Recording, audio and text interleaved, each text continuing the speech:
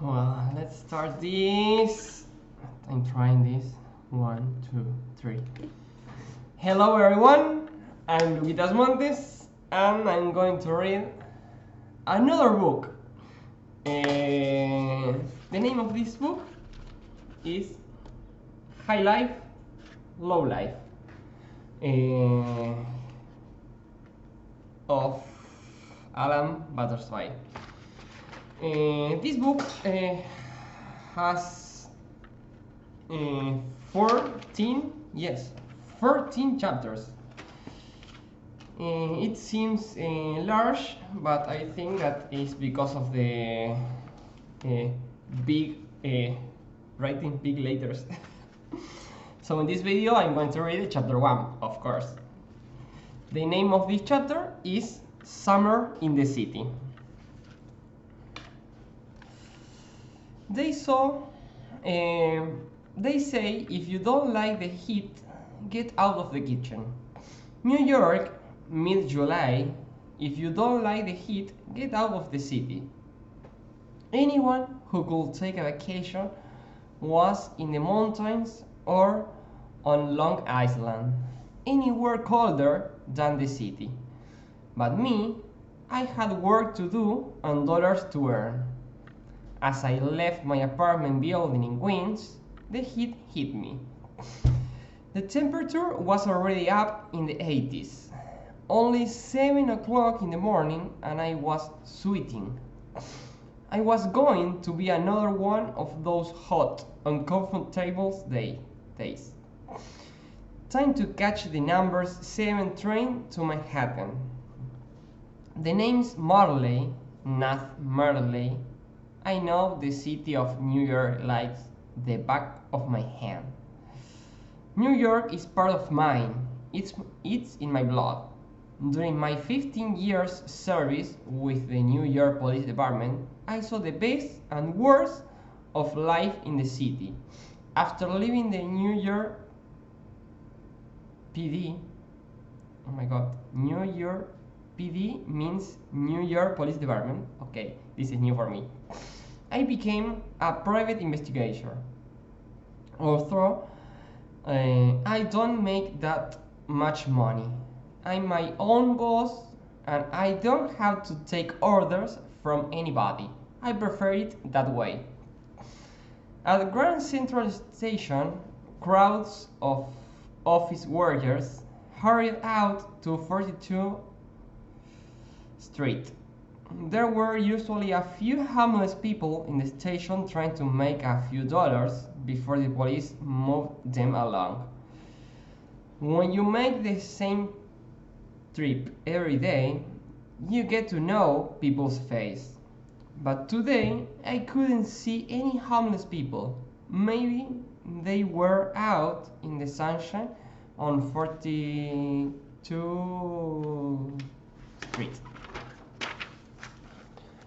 Suddenly, a voice called out, "Hey, Nat, don't you recognize me?" I turned around. There was an old woman in an expensive-looking coat and skirt. It was Annie, a real New York character. One of the homeless people I'd known since I was a patrolman with the New York Police Department. "Do you like my coat, Nat?" Sorry. "I found it in the trash." "A winter coat in July? You must be boiling." "I like the coat, but you don't look too great, Annie." "I'm okay, Nat. Anyway, a winter coat's value, so it stays with me. Sunshine or snow." I looked at her closely. There was something different about her. I couldn't say what exactly, but she had changed. "Sure you're feeling alright, Annie?" "Me, Nat? Never felt better." Maybe she was just exhausted from trying to earn a living on the street at her age, but something told me I should stay around. I'll buy you breakfast. Coffee and donuts? I offered. Annie took my arm and we made our way toward the main entrance. Suddenly, she pulled at my jacket. Hey, not so fast, Nat. Just give me a minute. It's this pain in my chest. I looked at her closely. The sweat was pouring off her face. We hadn't walked far, but she was out of breath. She held my hand tightly. Her skin felt cold. Oh my God, she cried. She reached for her chest, her eyes and mouth wide open in pain. Then she fell at my feet, unconscious. A heart attack. I felt her wrist. There was no pulse. There was no movement from her chest either. She wasn't breathing. I didn't have time to think. All that New York Police Department training came back to me. First the breathing. Head back, hold the nose, open mouth, check the airway, close my lips over the mouth, breathe out, pulse, and again. Then both hands on her chest. Push down. Again 15 times. I looked up at the circle around people around us. Someone called 911. Get an ambulance. Anyone here done first aid training? I asked.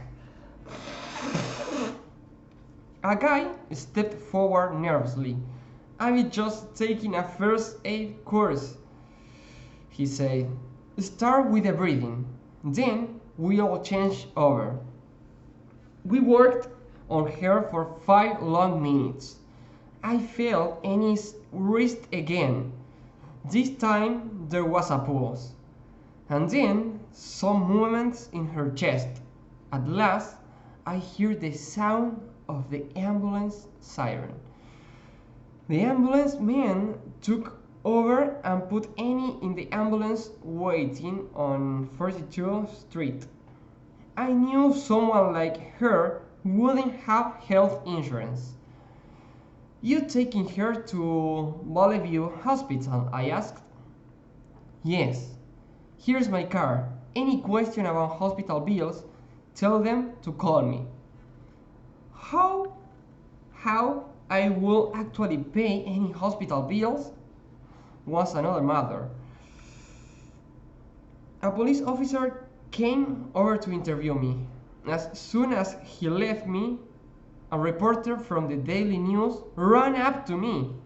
Can I ask a few questions, sir? This is going to be a great story. I didn't mind. The story might be good for business. From Grand Central, it was 5 minutes walk to my office at 220 East 43rd Street. Most offices in the building had their own air conditioning. Mine didn't, so it was hot and uncomfortable. It was very quiet in the office when I arrived. No surprises there. Business is usually quiet in July. Even bad guys take vacation. Stella Delgado, my personal assistant, was already at her desk. She looked tired and annoyed. Nat, when are we going to get air conditioning? She asked. It's impossible to work. And look at the sweat on your shirt. I've been on my knees at Grand Central, I say, saving an old lady's life. That's hard work in this heat. I told Stella what had just happened. She stopped complaining about the heat. Let's go and see how she is, she suggests. New York police investigators don't normally use public transportation, but I'm different. Stella and I took a number 15 bus downtown on 2nd Avenue, then walked 1 block east to the hospital on 1st Avenue. I introduced myself to the receptionist. The name is Nat Marley. I'm a close friend of Annie Clayton's. She's just been admitted to the emergency room. We have to see her, miss. You see... Sorry. Family only in the emergency room, the receptionist said. Look, miss, she's more like family to me than my own wife, I said. That was true. I hadn't seen much of Mr. Marley since the divorce. I'll call the emergency room and see what they say, replied the receptionist. We were allowed to visit. Stella and I waited outside an examination room where a doctor was checking Annie's health. Eventually, the doctor came out and introduced herself. Mr. Marley, I'm Dr. Fisher. The rules say family only in here, but this is a special case. So, you're the guy who saved Mr. Clayton at Grand Central? You did a good job there. Is she going to be alright, doctor? I asked. Her face told me all I needed to know. She's a fighter, but she has had a serious heart attack, she said. Annie was sleeping, and we waited over an hour before we were allowed to see her. She looked exhausted, but she smiled when she saw me. Nat, it's good to see you, she said, and thanks. It was nothing, Annie. I save lives every day, I said. Nat, I've been thinking I may not have much time left. This morning was no surprise. I've had heart trouble for years. Nat, can you find me a lawyer? I want to make a will. I wondered what Annie had to leave anybody after she died. Anyway, I agreed to do as she asked. I knew an excellent family lawyer, Wilma Patterson. I called her and she agreed to come over the hospital that afternoon. This was the beginning of the strange story of